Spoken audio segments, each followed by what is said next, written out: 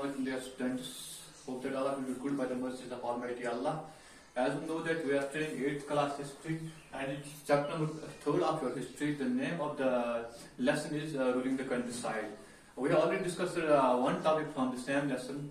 तो स्टार्ट हमने कल ही किया है. मैंने आपको इंट्रोडक्शन दिया इस लेसन का कि हमने क्या पढ़ना है इस लेसन में कल, ठीक है ना. तो इसके बाद हमने जो पहला टॉपिक है वो भी हमने कल क्लियर किया कि जब कंपनी को राइट मिला, राइट टू दीवान, वो राइट टू दीवान क्या था वो भी हमने क्लियर करवाया, ठीक है ना. तो प्राइमरी मोटिव जो था कंपनी का यहाँ पे वो था तो collect to gain more and more profit, ठीक है ना. और जब उनको राइट टू दीवान मिला, राइट टू कलेक्ट टैक्स मिला, तो उससे उनकी बहुत सारी प्रॉब्लम सॉल्व हो गई. वो ज्यादा से ज्यादा टैक्स कलेक्ट कर रहे थे पेजेंट से और आर्टिजन से इन बंगाल, ठीक है ना. तो इससे क्या हो गया, जो बंगाल वाले जो पेजेंट्स थे उनकी जो हालत थी वो खस्ता हो गई. जो इकोनॉमी ऑफ बंगाल थी वो रियून हो गई, क्योंकि जो भी टैक्स कलेक्ट करते थे वो किस चीज के लिए इस्तेमाल करते थे, वो अपने जो उनके एक्सपेंडिचर्स होते थे उनको वो क्या करते थे, वो उनको फिल करते थे इसी पैसे से. और जो बाकी वो गुड्स उस वक्त खरीदते थे वो भी वो इन्हीं पैसों से खरीदते थे, ठीक है ना. इससे जो बंगाल के पेजेंट्स थे वो अब इस हालत में ही नहीं थे कि वो ये टैक्स पे कर पाते, ठीक है ना. तो उसके बाद जो कंपनी वाले थे उनको लगा कि अगर अपना जो पेजेंट्स हैं वो इस हालत में ही नहीं है वो हमें टैक्स दे पाए, तो हमें इसके लिए कुछ सोचना है. तो वो उन्होंने 20 साल लिए, ठीक है ना. फिर उन्होंने एक नया सिस्टम लॉन्च किया. किस चीज के लिए, टैक्स कलेक्ट करने के लिए एक नया मेथड अडॉप्ट किया, ठीक है ना. उस मेथड का नाम क्या था, परमानेंट सेटलमेंट, ठीक है ना. और ये जो परमानेंट सेटलमेंट है ये मैं पहले क्लियर करता हूँ, ये किसने दिया था,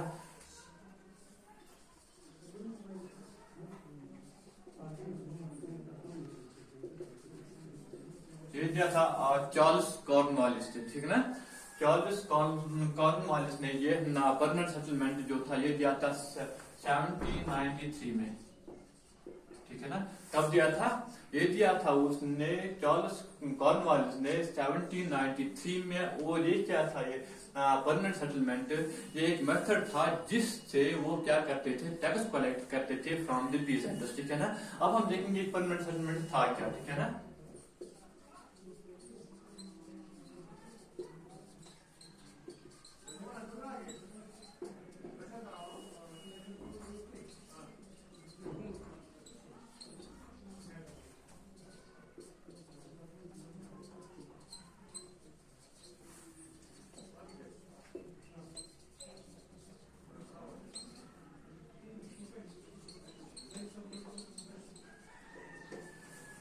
ये जो था परमानेंट सेटलमेंट ये एग्रीमेंट था between the east India company and जमींदार और तालुकदार, ठीक है ना. क्योंकि मैंने पहले ही क्लियर किया है आपको कि जो विलेजेस होते थे उनका कोई उनमें क्या होते थे, जमींदार, ठीक है ना.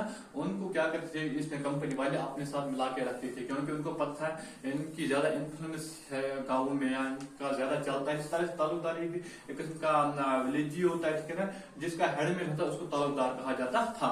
तो इनके साथ एग्रीमेंट हुआ. एग्रीमेंट क्या था वो मैं यहाँ पे बताता हूँ आपको. ये एग्रीमेंट क्या था, यहाँ पे इनको कहा गया कि इनको जमींदार से या तालुकदार से क्या कहा गया, ईस्ट इंडिया कंपनी ने उनसे कहा कि आप पीजेंट से हमारे बदले में टैक्स कलेक्ट करोगे. You will collect tax on behalf of east India company, ठीक है ना. Collect tax on behalf of, ठीक है ना. क्या जो जमींदार हैं या तालुकदार हैं ये क्या करेंगे, टैक्स कलेक्ट करेंगे on behalf of east India company. किसके बदले में, ईस्ट इंडिया कंपनी जो थी इसके बदले में कौन अब टैक्स कलेक्ट करेगी, ये जो जमींदार थे या तालुकदार थे इनको अब क्या करना है, टैक्स कलेक्ट करना है. किनके बदले में, EIC के बदले में, ठीक है. ये परमानेंट सेटलमेंट में क्या एग्रीमेंट हुआ between east India company and जमींदार और तालुकदार. और दूसरी बात जो उसमें थी वो क्या थी,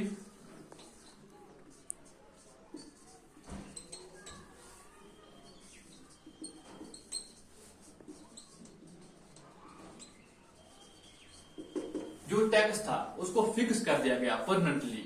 मतलब कि अगर एक साल में आपको 100 रुपया देना है तो अगले साल भी आपको यही 100 देना है, अगले साल भी आपको यही 100 देना। अगर आपकी पैदावार में बहुत ज्यादा इजाफा भी हो जाएगा तब भी आपको इतना ही देना है, ठीक है ना। जो ये टैक्स था ये परमानेंटली फिक्स कर दिया गया कि आपको ना इससे ज्यादा देना है ना इससे कम देना है, ठीक है ना। मकसद क्या था इस कंपनी का, उन्होंने सोचा कि अगर हम टैक्स फिक्स करेंगे, ठीक है ना, तो ये जो जिम्मेदार हैं या ताल्लुकदार हैं ये क्या करेंगे, ये करेंगे इन्वेस्ट। किस पे करेंगे इन्वेस्ट, तो इम्प्रूव द लैंड। लैंड को इम्प्रूव करने के लिए ये इन्वेस्ट करेंगे, ये पैसा लगाएंगे। उनको लगेगा, जो जिम्मेदार हैं ताल्लुकदार, उनको लगेगा हमने परमानेंटली एक फिक्स्ड अमाउंट पे करना है इस कंपनी को, जो बाकी बचेगा उसमें हमें ज्यादा बेनिफिट मिलेगा। तो इस को देख के क्या करेंगे जिम्मेदार या ताल्लुकदार, वो करेंगे काम, वो देंगे जो ये पैसा उनके पास आएगा वो इसको करेंगे इन्वेस्ट जमीन को, लैंड को इम्प्रूव करने के लिए। इससे दो चीजें हो जाएंगी, एक तो लैंड इम्प्रूव हो जाएगा जिससे कंटिन्यूसली जो टैक्स का फ्लो है वह हमें आता रहेगा। इसीलिए उन्होंने क्या किया, इसको फिक्स कर दिया, किसको, टैक्स को फिक्स कर दिया, ताकि हमें कंटिन्यूसली टैक्स का फ्लो आता रहेगा हमारे पास। और साथ ही साथ क्या हो जाएगा, जो जिम्मेदार हैं ताल्लुकदार हैं वो क्या करेंगे, वो इस लैंड को भी इम्प्रूव करेंगे इस लालच से कि इसमें जो बाकी ज्यादा मुनाफा मिलेगा वो हमें दे देंगे वो, ठीक है ना। तो जिम्मेदार के साथ ये एग्रीमेंट हुआ कि आपको भी जो आप टैक्स हमें कलेक्ट करके दोगे, हमें आप ये मुफ्त में नहीं करके दोगे, आपको इसके लिए पे करेंगे, आपको भी इसका एक हिस्सा दे देंगे, ठीक है ना। तो ये कमिटमेंट हुई बिटवीन द जिम्मेदार और Talukdar and east India company, ठीक है ना। कि आपने हमारे बदले में टैक्स कलेक्ट करना है, ठीक है ना। टैक्स जो है वो परमानेंटली फिक्स है, ना उससे कम देना है ना उससे ज्यादा देना है, ठीक है ना। तो इसके साथ साथ क्या है ना, आपको हम इसके बदले में आपका हिस्सा भी दे देंगे, ठीक है ना। लेकिन यहाँ पे प्रॉब्लम हो गई, ठीक है ना, क्योंकि जो टैक्स था, अब प्रॉब्लम क्या थी इसमें,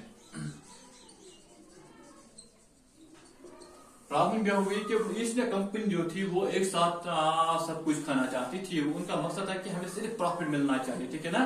तो इसलिए उन्होंने जो एक टैक्स फिक्स करके रखा था वो बहुत ही क्या था, ऑब्लिगेटरी टैक्स था, ठीक है ना। वो बहुत ही ज्यादा टैक्स देना पड़ता था, जो पेजेंट बेचारे पे ही नहीं कर पा रहे थे जिम्मेदार को। और जब पेजेंट जिम्मेदार को टैक्स नहीं दे पा रहे थे तो वो क्या देते, किनको, ईस्ट इंडिया कंपनी को, ठीक है ना। क्योंकि जो टैक्स था वो बहुत ही ज्यादा हाई था, ठीक है ना, बहुत ही ज्यादा ऑपरेसिव टैक्स था, जो जिम्मेदार को देना, पेजेंट को देना पड़ता था, किनको, जिम्मेदार को, और जिम्मेदार को आगे जाके किनको देना पड़ता था, ईस्ट इंडिया कंपनी को। लेकिन जो पेजेंट थे वो पे ही नहीं कर पा रहे थे, जिसकी वजह से जिम्मेदार आगे क्या नहीं दे पा रहे थे। और इस चीज की वजह से बहुत सारे जो जिम्मेदार थे या ताल्लुकदार थे, उनके जो ये जिम्मेदारी राइट जो उनको दिया गया था, जो उनको राइट दिया गया था कि आप टैक्स कलेक्ट करो, ठीक है ना, उनको क्या हो गया, उनकी जो जिम्मेदारी, जो उनका राइट था उसको ऑप्शन कर दिया गया, वो नीलाम हुआ, वो किसी और को दिया जाता था, जो जिम्मेदार ये टैक्स पे नहीं कर पाता था जो उनको करना होता था, ठीक है ना। वजह क्या थी, वजह यही थी कि ऑपरेसिव टैक्सेशन सिस्टम था। फिर 10-20 साल के बाद एक ऐसा दौर आया कि जो प्रोडक्शन निकलती थी जमीन से, ठीक है ना, जो पैदावार जमीन से निकलती थी उसकी अच्छी खासी रेट आने लगी, कहां पे, मार्केट में, ठीक है ना। जो पैदावार जमीन से निकलती थी आप पेजेंट्स के द्वारा जो प्रोड्यूस करते थे उसको अच्छी खासी रेट मिलती थी आप मार्केट में, ठीक है ना। लेकिन जो जमींदार थे या ताल्लुकदार थे वो उतना ही पे करते थे जितना वो फिक्स था, पहले ही ईस्ट इंडिया कंपनी ने फिक्स करके रखा था, ठीक है ना। और जब वो जो बाकी जो उसको बचता था जिम्मेदार के पास, वो उसको इन्वेस्ट नहीं करते थे किसको, लैंड को इम्प्रूव करने में, क्योंकि मकसद ईस्ट इंडिया कंपनी का क्या था ना, कि ये लैंड जो उनके पास बचेगा वो लैंड को इम्प्रूव करने के लिए पैसा लगाएंगे। लेकिन उन्होंने ऐसा नहीं किया, ठीक है ना। तो यहाँ पे क्या हो गया, ईस्ट इंडिया कंपनी को ये बात समझने लगी कि हमें एक फिक्स्ड अमाउंट मिलता है और बाकी जो भी बचता है वो किन के पास चला जाता है, जिम्मेदार के पास, ठीक है ना। तो उन्होंने क्या कहा कि ये मेथड भी आप सही नहीं है, क्योंकि हमने एक ही बार में परमानेंटली इसको फिक्स करके रखा है, ठीक है ना।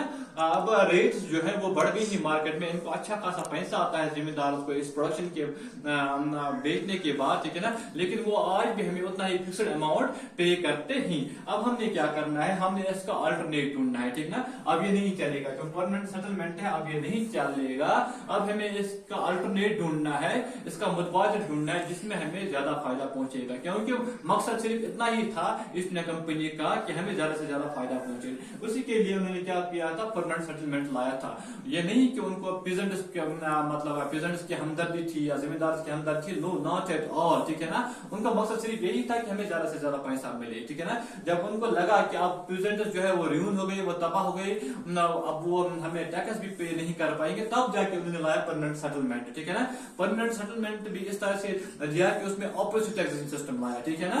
तो वो बेचारे पहले पे ही नहीं कर पा रहे थे, लेकिन जब मार्केट में रेट बढ़ गई तो उनको अब अच्छा खासा पैसा आता था उनकी पैदावार से। फिर इनको ये बात जो है वो खटकने लगी कि इनको इस कंपनी को कि अब सब कुछ कौन खाते हैं, जिम्मेदार ना वो जमीन लैंड को इंप्रूव करते हैं, वो हमें एक फिक्स्ड अमाउंट देते हैं। अब ये नहीं चलेगा, अब हमें इसका अल्टरनेट ढूंढना है, इसका मुतबादिल ढूंढना है। तो उन्होंने लाए नए दो मेथड्स, उनमें से एक है मालवारी सिस्टम एंड दूसरा है रोहितवारी सिस्टम।